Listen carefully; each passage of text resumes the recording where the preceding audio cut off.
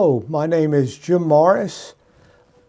I'm coming to you from the Wicomico Historical Society. I'd like to welcome you into our get-together today and tell you a little bit about the Historical Society, what we have done in the past, how we came to be, and tell you about some of the things that we're going to be doing in the future.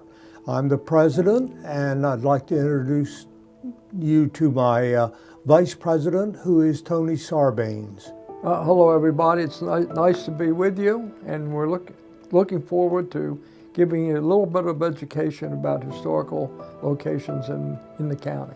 One of the first things that occurred was in 1932, the Historical Society was organized following the Salisbury Bicentennial that occurred in 1932.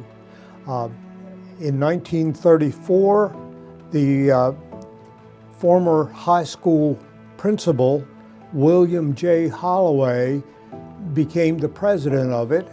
And many of you will remember Holloway Hall at Salisbury University is named for him. After that, one of the first things that we did is raise funds for the old Green Hill Church.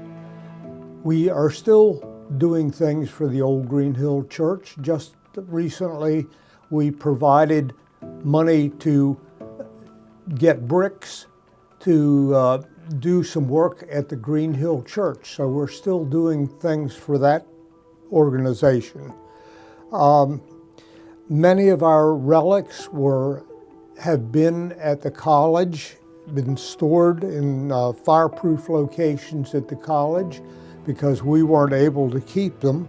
And that even occurred in 1943 before we had our own place. And then we had a facility out at Pemberton for a while, and then we eventually sold that to the county and took the things that we had in there, the relics that we had in there, and we donated them back to the college, actually to the NAB Center, which is at the college, and they have now gone back to the college, which is where they're stored now. We've had a number of books that we have actually helped put in print. One of them is John Jacobs, who was a member of our organization. He was a historian in Salisbury. I think he was actually a lawyer as well. And he did a book called Graveyards and Gravestones, which we helped create that book. And another one was a book that George Cordry, who was a principal at one of the schools, he wrote a book on Wicomico County, and we provided the funds for him to create that book. So there are two things that we have done. Another thing that occurred was there was a voting, I called it a voting house, but it was actually called an election house that was out on Snow Hill Road, out close to a place called Hollywood Development, about 2 miles out Snow Hill Road. And I actually voted there a couple of different times before the house was closed. And that house was, I believe, donated to us by the county. And we took that house over to, the Fruitland water plant, and kept it there for a while. And since then it's been moved, and I'll let Tony tell you a little bit about that. Okay, the election house, as Jim mentioned, was stored, and then we decided people weren't seeing it, so let's make it accessible. It was moved next to the town hall in Fruitland. Great location. A lot of traffic goes by there. They go out there to see sporting events, and the facility was placed there. It was restored. It was painted. There's a ramp, so if someone is in a wheelchair, they can go up the ramp and look at it when it's open. And we encourage people, if you're riding by, just think back that at one time that house that's sitting there was used by people in that area to vote. And voting is probably the most important thing as a citizen that we can do. And there it sits. Another thing that we had is the Rockawalking Schoolhouse. That was actually gotten for us in 1974, and there again, Tony had a part in that. So I'll let Tony tell you about that. That was a very interesting incident. I received a call from a family that had their son and daughter in school. In fact, the daughter called me. And this one-room schoolhouse was sitting on their property. And her comment was, it's just sitting here. We can't really take care of it. Would the county take it over and restore it to for its historical significance? Well, by golly, we did. The County Board of Ed took it over. It was moved to Pemberton School. So if you're going out Pemberton Drive and you're riding by Pemberton Elementary School, there it sits. And it's been there for many years now. We maintain it with the help of the Wicomico County Board of Education. They're very supportive, in fact, extremely supportive of making sure that the facility looks good. That, in fact, they just recently painted it. It needed some maintenance work. They took care of that. We can't thank them enough for doing that. But there sits a one-room schoolhouse. If you've never seen one, I would encourage you to ride by Pemberton Elementary School, and there sits that one-room schoolhouse. We do on occasion open it for people to go in, take a look at it. But you wonder about the history of that facility. How many young people in Wicomico County went to that school and then went on with their life? But it certainly played a part in helping many young people in this county develop. And we're really glad to have it and make it available for people on special occasions.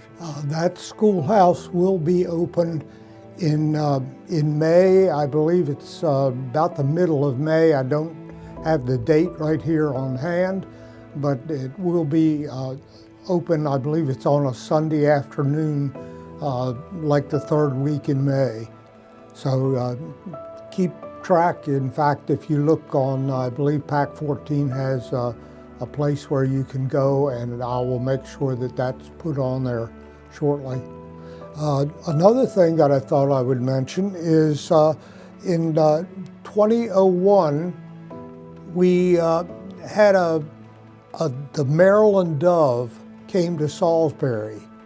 Now, oddly enough, the date that it arrived was the same date that we had something called 9/11.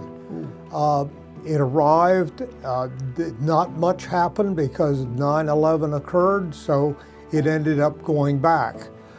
In 2004, the Maryland Dove returned. We sponsored its coming both times. And in 2004, it was well received. A lot of the children in Wicomico County came from the schools to see it, as well as a lot of other people. We had hoped to bring it back this year.